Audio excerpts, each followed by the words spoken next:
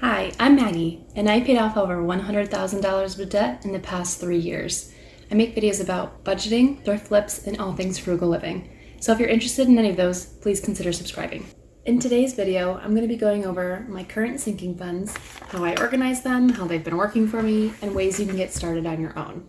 Remember to hydrate, and let's get into it. Alright, so I keep my sinking funds in this black binder I got from Savers a couple years ago. It was probably like $2. It's plain black. There's a pocket in the front. Sometimes I'll keep some stickers or notes in here, but nothing too crazy. Go ahead and open it. I keep pen right here on the left. I keep some mini sticky notes, sometimes to bring to the bank, and again, the pocket at the front where I keep some more notes, including some fun reminders for myself. Just scribbled this down when it happened in 2018 is when I paid off all of my government student loans to the account of 35 grand there.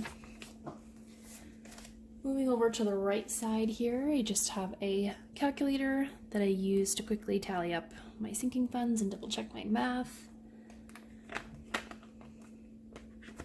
I have a yearly glance here where I go through month by month and take into account anything that might need to be put into a sinking fund. So all the months are highlighted here and events happening that month, like car insurance, birthdays, holidays, taxes, anything of that sort. This is where once a year, in the beginning of the year, I create the categories of my sinking funds and what would need to go into them. So we have birthdays, weddings, Christmas, and baby showers. So I go ahead and I estimate how much I think major birthdays are going to cost. So my mom, my dad, my sister, my boyfriend, weddings, 2 that I knew of in the beginning of the year, Christmas, again, mom, dad, sister, and my boyfriend, and baby showers, 1 that I knew was happening for sure, and then I go ahead and plan for 2 more. Next category is car, so I take into account getting 2 oil changes a year. They're $63 each, which is $126, and a tire rotation is about $90. So those 2 together is $216. Divided by 12 months gives us $18 a month.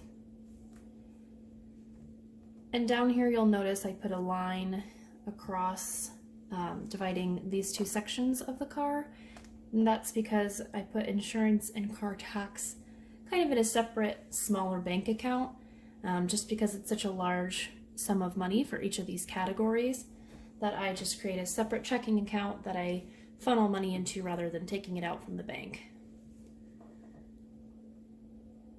Third category here has to do with my nursing license. It's $110 and it's due around your birthday, which mine happens to be November. So 110 divided by 11 months is $10 a month. Last category here is self-care. So I take into account getting my eyebrows threaded. It's $12 including tip. I get that about 3 times a year. And I get my nails done about twice a year, and they're $40 each for the gel shellac. I go ahead and just round up to 120, nice even number there, divide by 12, which gives us $10 a month. And here you'll see a breakdown of all of my sinking funds combined per month equals $125.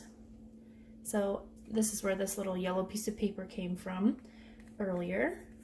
In case I forget, I usually bring this to the bank with me. I'll have them take out $125, and the breakdown is $150, $120, 4 10s, 2 5s, and 5 1s. Here is my gifts sinking fund. I actually got these little 3-hole punch envelopes, again, from another Savers or Goodwill. Randomly, they were $1 each. I just happened to luck out and find them. They have little cute pineapples on them. I don't really mind the print, and they get the job done.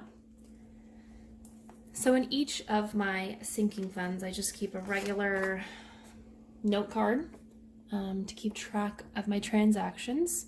So when I put money in per month, you'll see the date here, a monthly specific category. And when I take money out, looks like for my mom's birthday, I spent $120. So this just helps me keep track of the different categories, how much money I have in there at any given point, and if I make a withdrawal. So again, this is my gifts category.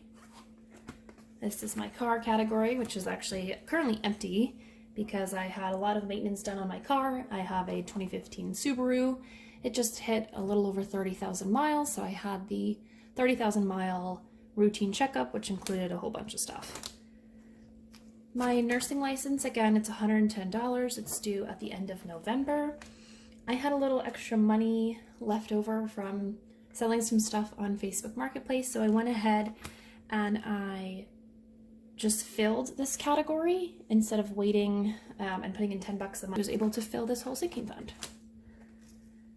And lastly, we have the self-care one. So again, you'll just see January, February, March, April, May, June, July. Has all my contributions in here and keeps running totals on the side if I want to go use it to get my eyebrows threaded, my nails done, or anything like that. So that was an overview on my current sinking funds. I've been using sinking funds now for about 2 years, and I'm still learning on how to perfect the process. One thing that's made a big difference for me is that yearly glance page I showed in the front of my book. I've been using this to track events that happen, like I mentioned, birthdays, holidays, when my taxes are due, when my insurance is due, and I found it's made a big difference in terms of being able to closely estimate how much I need for sinking funds. If you're interested in starting your own sinking funds, I definitely recommend doing a yearly glance page. Another important lesson I've learned is to really go back and track exactly how much things cost, either on paper or in the computer, whatever works for you. For example, my car tax this year was $422.29. I had originally budgeted $600. This is, in this case, a good example of having more than enough money, but let's say you have an example where you estimated something to be $500 and it really costs $800.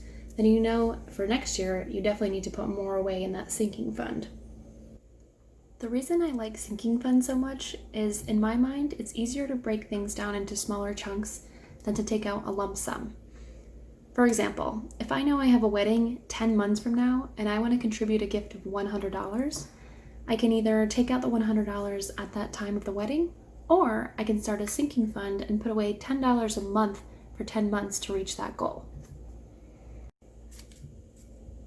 Thank you so much for watching this video. If you have any questions, feel free to leave them in the comments down below. And stay tuned for future videos which will include cash envelopes, my debt snowball, and monthly budget with me videos. Thanks so much for watching. Bye.